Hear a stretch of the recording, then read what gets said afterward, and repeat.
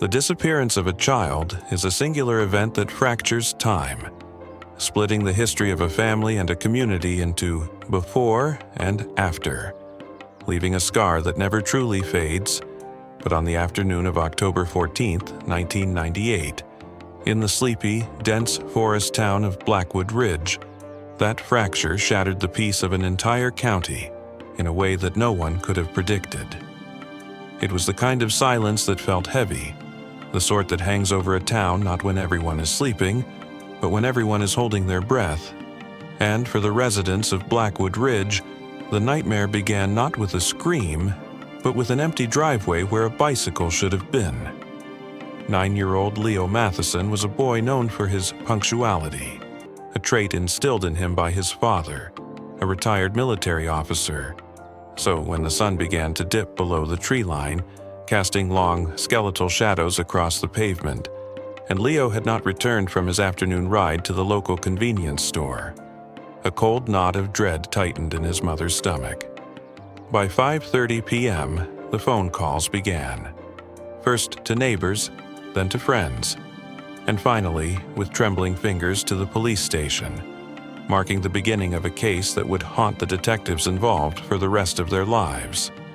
The response was immediate, as is standard with missing children cases, initiating what law enforcement calls the golden hour, that critical window of time where the likelihood of recovery is highest. Yet, as Officer James Miller pulled up to the Matheson residence, the atmosphere was already thick with a foreboding energy that seemed to emanate from the surrounding woods. The initial investigation was procedural and frantic, with search grids established and volunteers pouring out of their homes with flashlights that cut through the gathering fog like lightsabers. But the first break in the case didn't come from the search party. It came from a patrol car 3 miles down County Road 9. There, lying in a ditch, its front wheel bent at a violent angle, was Leo's red mountain bike. The tires still coated in fresh mud, but it was the condition of the scene that sent a chill down the spine of the seasoned investigators. There were no skid marks indicating a hit and run, and the bike hadn't been thrown, but rather it looked as if it had been dropped in the middle of a struggle. As detectives cordoned off the area, the forensic team discovered the first of what would become a harrowing trail of clues. A single sneaker, Leo's left Nike, sat perfectly upright in the middle of the asphalt 10 yards away from the bike, almost as if it had been placed there, or lost while being dragged. The discovery shifted the classification of the case from a missing person to a probable abduction, and the mood shifted from concern to terror. The woods bordering County Road 9 were known locally as the Tangle, a dense, unforgiving stretch of pine and underbrush that had claimed hikers in the past, and it was here that the tracking dogs picked up a scent. The K-9 unit, led by a bloodhound named Buster, began to pull aggressively away from the road, dragging his handler not along the beaten path, but deep into the thicket where the brambles tore at uniforms and the moonlight struggled to penetrate the canopy. The detectives followed, their boots sinking into the damp earth, and it wasn't long before they found the second clue, an object that painted a terrifying picture of the boy's mental state. It was his inhaler, dropped in a patch of ferns, but critical analysis of the ground revealed small, frantic footprints, deeply indented in the mud next to heavier, boot-clad impressions, suggesting that Leo had broken free and was running for his life. The realization that the boy had been loose in these woods, hunted by an unknown predator, added a sickening urgency to the search, pushing the officers to move faster, disregarding their own safety as they plunged deeper into the darkness. The trail was not linear. It zigzagged erratically, a testament to the panic of a child navigating pitch-black terrain, and every few hundred yards another item would appear in the beam of a flashlight. A torn piece of denim from a jacket caught on a thorn bush, a plastic wrapper from a candy bar he had bought earlier, and then, most chillingly, a small handheld walkie-talkie that Leo always carried to check in with his parents. When the detective picked it up, the device was still on, emitting a low, static hiss that sounded like the breathing of the forest itself. And for a brief, heart-stopping moment, the officers thought they heard a voice on the other end, but it was just the distortion of the signal. The trail of clues was leading them miles away from civilization, deeper than anyone usually ventured, toward a sector of the woods that didn't appear on modern maps, an area where the old logging roads had long since rotted away. It was past midnight when the dogs stopped abruptly at the edge of a clearing, their hackles raised, growling low in their throats at something the men couldn't yet see.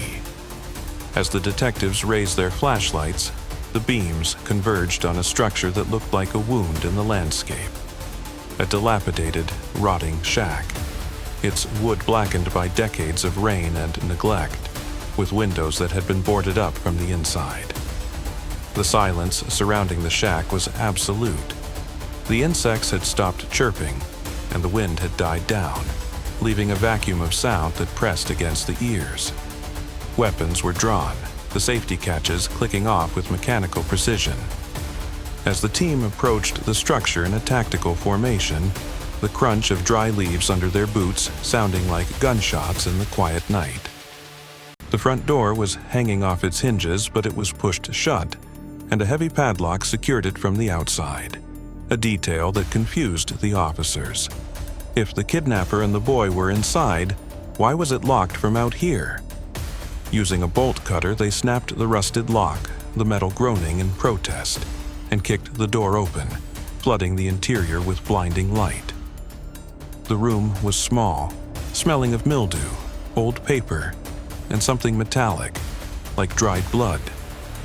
It was empty of people, but it was filled with evidence that froze the blood of even the most hardened veteran on the force. The walls were covered in maps, not just of Blackwood Ridge, but of the entire tri-state area, and marked on these maps were dozens of red circles, some dating back 20 years, encompassing locations where children had gone missing in cases that had long gone cold. It wasn't just a hideout. It was a shrine to a lifetime of abduction. In the center of the room sat a solitary wooden table, and on it lay the final clue, the object that would rewrite the narrative of the night and shatter the community's trust forever. It was a police-issue field notebook, open to the current date. Next to it was a Polaroid camera. The detectives moved closer, their breath catching in their throats, as they looked at the last photo ejected from the camera, which was still developing on the table. As the image cleared, the horrifying truth came into focus. The photo showed the search party themselves, taken from the perspective of the woods looking back at the road where they had started, meaning the predator wasn't hiding in the shack, he was hunting them, watching their every move from the periphery. But the notebook revealed the true horror. The handwriting was unmistakable, distinct and jagged, matching the handwriting on the duty roster back at the station. It belonged to the sheriff's deputy, the very man who had coordinated the search grid, the man who had directed the team to this specific location, and the man who was currently standing at the back of the group holding a radio that suddenly crackled to life with the sound of a child crying. The realization hit the room like a physical blow. The clues hadn't been left by a panicked child. They had been planted to lead the only other competent officers in town into a trap.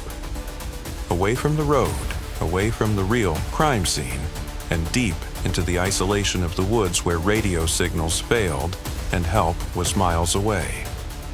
The horrifying truth was that they weren't the rescuers, they were the loose ends. The deputy, standing in the doorway of the shack, illuminated by the moonlight behind him, simply smiled, raised his service weapon, and keyed his radio, whispering, "Game over," before the darkness of the shack was lit up by the muzzle flash, plunging the case into a tragedy that would become a dark legend. A reminder that sometimes the monsters aren't lurking in the shadows of the woods, but are standing right beside you in the light, wearing a badge and guiding you toward a truth you were never meant to find.